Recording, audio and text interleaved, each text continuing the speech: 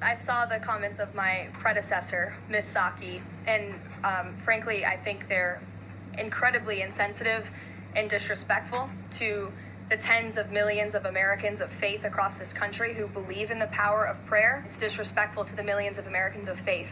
And I would encourage Ms. Psaki to pray for these families themselves who need it right now more than ever. And we want to bring in Speaker of the House, Mike Johnson. Thanks for being here on set. That's a treat for us, indeed. Jen Psaki addressed this last night on her show. Let's watch.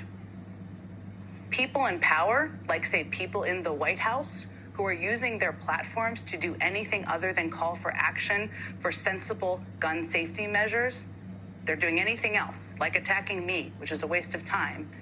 They're doing anything but saying what should be done to help prevent tragedies like the shooting in Minneapolis. And because they're not doing that, frankly, they're not doing enough. And people shouldn't accept they're doing enough. I'll get your thoughts. I know that prayer is an important part of your life and your thinking this morning. Well, it's incredible to me that Jen Psaki and Gavin Newsom and others would attack religion, diminish the faith of millions of Americans at a time of such great tragedy. There are a lot of common sense solutions, things that can be done to protect children at schools and in churches that do not involve taking away the constitutional rights of law-abiding American citizens. This is not a time to politicize these issues. We mourn for the families, the community that's affected there.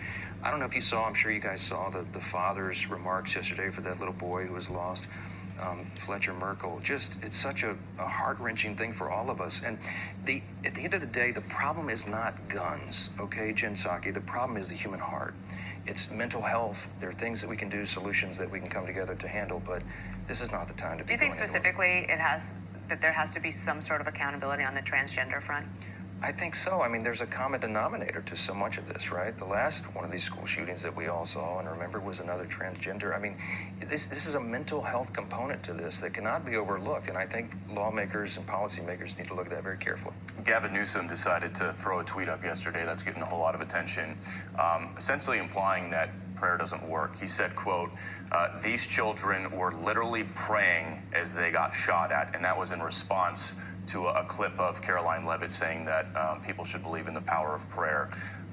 That now has almost 7 million views online, and it has enraged conservatives. Your thoughts? It should enrage conservatives. Gavin Newsom is ridiculous. He's become a caricature of something. I don't have words to respond to that.